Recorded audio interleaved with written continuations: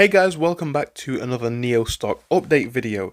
So far the market has not yet opened, we have about an hour to go, but we are looking at gains of 1.65% this morning, which is absolutely not bad.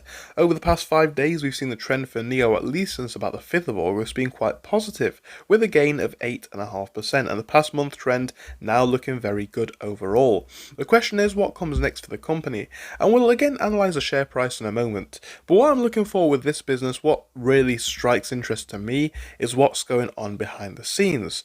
Now, there's a few things that I want to bring to your attention, and we'll start off with this, talking about the L90. So we have an article here talking about how L90 sales are soaring, and of course it's asking the question whether this is a good time to buy the stock. So we know NEO investors have seen a lot in the last couple of months, and actually years. We've seen the stock closing in the red for the 4 consecutive years, really since 2021. However, now we are seeing things being a bit different, and people are calling NEO the Tesla of China. Now, the company has failed to meet those expectations, more on that recently, but now things appear to be changing slightly. We have some very good news regarding the L90. Now, the L90, as we know, is priced very competitively. The L90 is quite competitive at under $37,000 in its domestic currency, which is below the pre-launch price. The car's price falls just around $25,000 if the buyer opts for a battery as a service instead of buying the battery new with the car. So NEO's battery swap service helps to lower the initial buying price of the car, and the buyer can then, have the battery on a subscription. Now, this is where things get interesting, because just 3 days after its launch, the L90 has made it into the top 3 large SUVs in China based on insurance data. The report suggests that NEO is pushing to deliver over 10,000 of these in August. For context, the ES6 and the Volvo L60, the only 2 other models from NEO that have achieved a monthly sales volume in the 5 figures. We can see that L90 has positive reviews, especially for the value and the money it brings to the table. It offers premium features at an affordable price.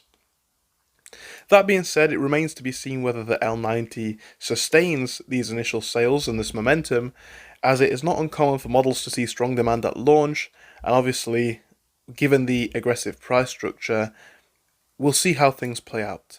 Now, at the same time, there are a lot of people with a lot of different opinions on where NEO will go next based on its fundamentals. Well, what we do know is that there's a lot of interest in NEO, with people searching heavily for it. But what are the expectations, right? Well, NEO has recently been on Zacks.com list of the most searched stocks.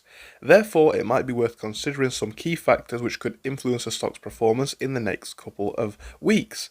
So over the past month, the shares of the company have returned 26.8% compared to the Zacks S&P 500 composite of 1.9% change. During this period, Zacks Automotive, for an industry which NEO falls in, has gained 6.3%. But the key question now is, what could the stock's future look like?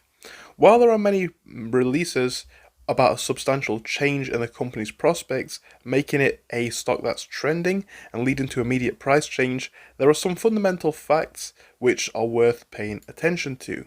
So, revisions to the earnings estimates. So at Zacks, they prioritize a change in the projection of the company's future earnings over anything else. With that being said, they think this is because the present value of its future stream of earnings is what determines the fair value for the stock.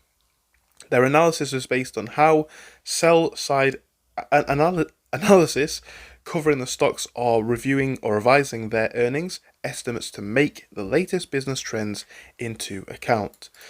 So with all that being said, what are they saying? For the current quarter, NEO is expected to post a loss of 0.3 or 30 cent per share, indicating a change of plus 11.8% from the last quarter. The Zacks consensus is that the estimate remained unchanged over the last 30 days. The consensus earnings estimate of minus 105 per share for the current fiscal year indicates a year-over-year change of plus 30%. This has changed by minus 1.5% over the last 30 days.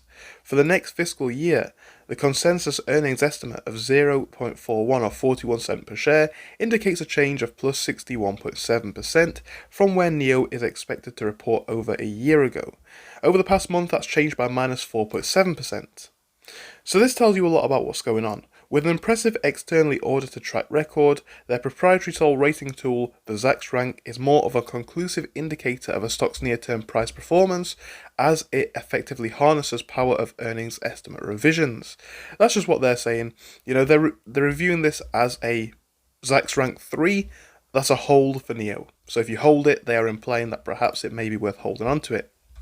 Now, my opinion on this one, I think what I'm looking for here personally, and of course I am not a financial advisor or an expert, but in my personal opinion, I'm looking at this one more of a mid-term period, right? I'm looking at my interest being held in the mid-term. So where do I think this one could potentially go? Well, if you've been watching for the last couple of days, I've been giving you my levels of support and resistance. Really, I want to see this one hold above 479, 480. If we can't do that, I think that we could drop a little bit lower. Could be dropping as low as a 470 mark. And again, below that, possibly down to 467. A point which has worked as a support here and a resistance around here, here, here, and relatively true also around here. That's what I'm looking for on the downside. Now, if we zoom out to the past month, you'll see that we're not even past those recent highs that we've seen. We've had a lot of difficulty breaking out above the 494, 495 mark and into the $5 range. We've had difficulty getting past $5 here, here, really here, here, and to some extent even here. Break above $5, and I think that things could change. So we're going to need to see that sustain above that price point. So if we can stay in that channel, I'm pretty happy. But you zoom out to the past 3 months, and the question is, can we sustain these more long-term gains? And now you see why the importance of staying between this channel of about $4.50 to $5 is going to be important for the next couple of days. You know, this is the point where we've been. This is the point where we've had a lot of momentum, right, on the upside, on the downside, but we've not really broken out of this channel. So they are the levels that I'm looking to stay in between, with the key levels that I just highlighted being some notable points. So for me personally here, I'm looking to see whether this one holds its momentum into the next couple of days, because we have seen this massive rise from July into now. The question is, do we hold it up? Obviously, this next coming week is going to tell us a lot about what we could be facing here with NIO, but I think really things are very interesting for the business. I think things are looking quite good on a fundamental level. It looks like things are starting to pick up slightly, but it is very early into the trend to say. They're the key levels that I'm looking for, guys. Tell me your thoughts on this in the comments and give me your opinions. Thank you for your time. If you enjoyed, make sure to give us a like and subscribe, and I hope I'll see you again. Goodbye for now.